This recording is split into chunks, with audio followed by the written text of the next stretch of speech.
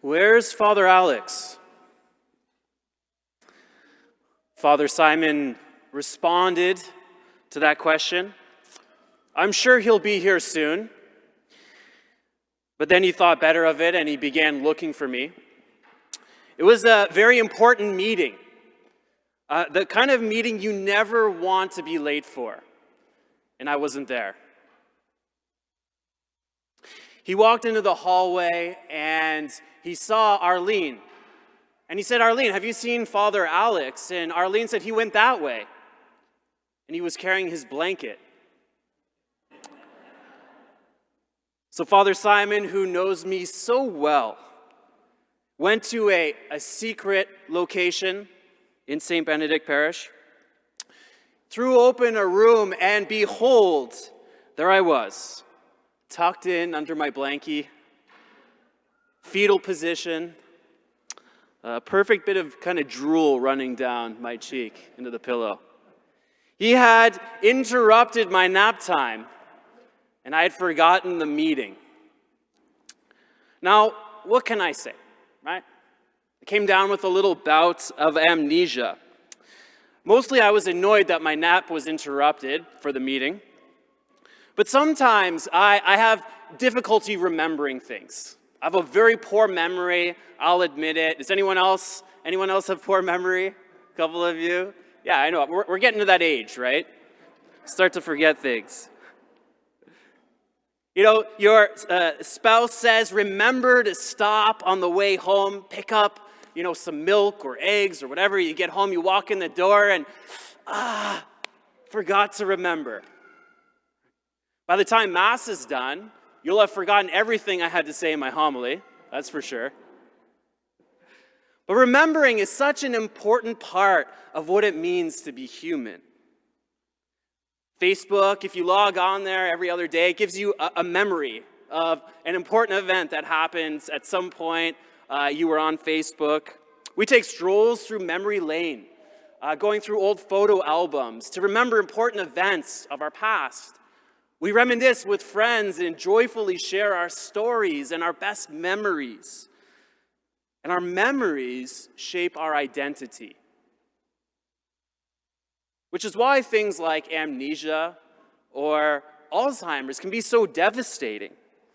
We'll say things like, she's just not herself anymore. Right, as the memory goes, they feel different. They don't seem like the same person that we always knew. I was reading a tragic story of a newlywed couple who, just weeks after they got married, got into a terrible car accident. The wife suffered traumatic brain injury, and she woke up from her coma in the hospital, and she couldn't remember ever having met her husband. All the memories of their relationship and falling in love and getting married, just gone. See, memory is so key to who we are. It shapes our identity, which is why the Jewish people have been celebrating the Passover meal for thousands of years.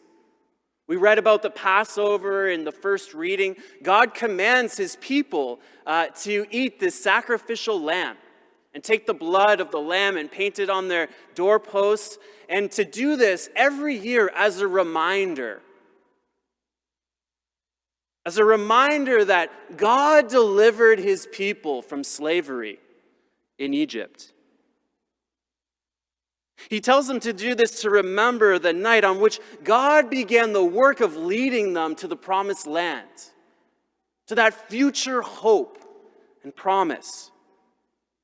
To remember the night on which God began the Exodus. And all throughout the history of Israel, the people of God, to the extent that they are faithful, the extent to which they are faithful to God depends on the extent to which they remember. They remember who God is and what he has done for them. In many ways, to be Jewish is to remember who God is. To remember that Passover moment, that fundamental identity-shaping moment in the history of this people. And we read that God commands that this day shall be a day of remembrance for you. You shall celebrate it as a festival to the Lord throughout your generations. You shall observe it as a perpetual ordinance. Now we, the church, gather tonight, on this night, also to remember. Remember not the Passover, but a Passover.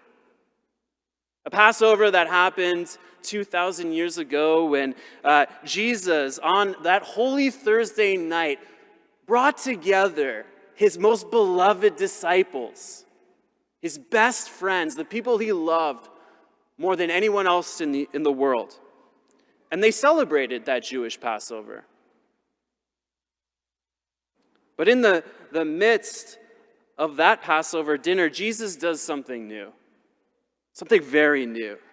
He institutes a new memory for the new people of God. He initiates a new Exodus and institutes a new Passover. We remember in every Mass the words by which he did this. We remember that day, that before he was to suffer and enter into his passion, his death and resurrection, on that day before he was to suffer, he took bread in his holy and venerable hands and gave it to his disciples. And he said, "Take this, all of you, and eat and drink of it. For this is my body and the chalice of my blood." He gives us the new Passover lamb, which is himself, his own body and blood given to his disciples. Everything that he is and everything that he has, he handed over to them that night. And just as God commanded Israel to celebrate the Passover for all generations, so Jesus, God the Son, commands his followers to do this in memory of me. And so we do.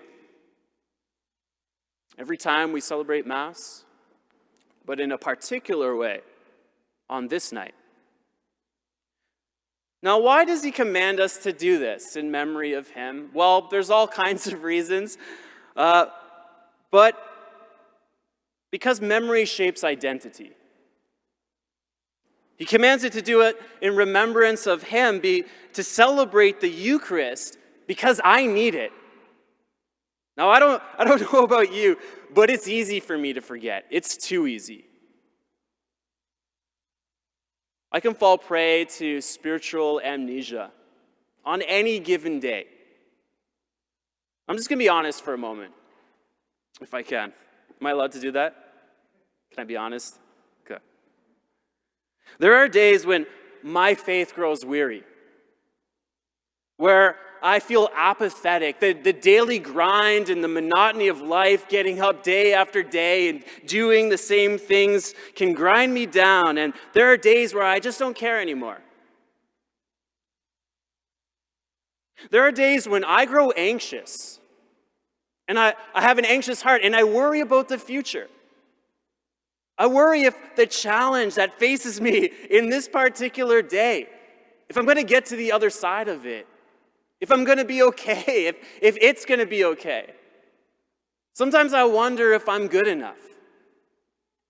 There are days where I get entangled in my own sins, my own human brokenness. And I get discouraged. There are days I feel like a failure.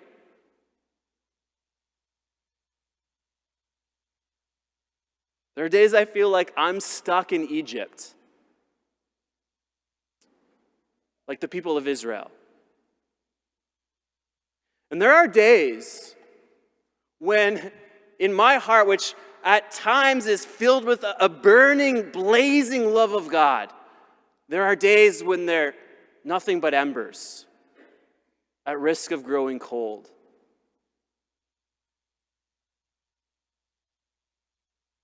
And that happens because I forget who God is, and I forget what he has done for me. Because I forget how Jesus stepped into my life. It filled the existential emptiness of my life and gave it decisive meaning and definitive direction. I forget how he's delivered me time and time again from the challenges and trials that face me in my life, and how he's always been faithful to me. I forget who he is and what he's done for me. And that's why I think he commands us to celebrate the Eucharist in memory of him. Now, in a year that has been a painful reminder to us of our own mortality, our own human limitations, where the whole world has been brought to its knees by an invisible enemy, we need to remember. And for many of us, this year has been a painful reminder, in fact, of the very gift that we celebrate this night, the Eucharist, because for so many of us, it's been taken away. We feel this tonight, in which there's 100 people here tonight, but hundreds more who can't be here and wish they could be. And so tonight we gather because we need to remember. We need to remember that night on which Jesus instituted the new Passover, the Eucharist, by which he begins the work of redemption in the world and in our own lives. And this memory becomes a remedy for our spiritual amnesia. You see, when we are obedient to the command of Jesus to celebrate the Eucharist, we don't just remember a moment that was forever relegated to the annals of history. We don't reenact a historical event like we're actors in a play or on a stage. But past and present and future become a single moment. You and I in 2021 are actually joined to that upper room that night of Passover 2,000 years ago. That you and I tonight, every time we approach the altar, become one of the beloved disciples of Jesus. And we sit at that table on that faithful night when Jesus begins to enter into his passion, his death, and resurrection. You see, every time we come to this altar and we celebrate the Eucharist, our new Passover, that sacrificial lamb becomes ours.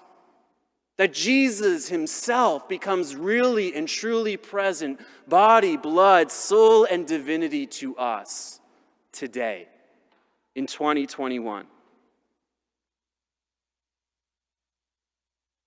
And if on this night you need to remember, because perhaps some of you have forgotten, because the daily grind of life, your love grows cold and your faith lukewarm, because of the difficulties and challenges that face you in your life, in your family, in your circumstances, leave you feeling afraid and anxious about the future. If you lie in bed awake at night and wonder if it's going to be okay, if things are going to turn out in the end, if you feel alone or isolated or stuck, I want you to know that your deliverance is close at hand. Because as often as we participate in the Eucharist, the grace and the gift of redemption becomes ours. And Christ accomplishes his work of salvation in our lives. Because on this night, Jesus, our Passover lamb, begins the work of redemption. He did it then, and he does it again tonight, on this night. On this night, we remember who God is and what he has done for each and every one of us. here tonight.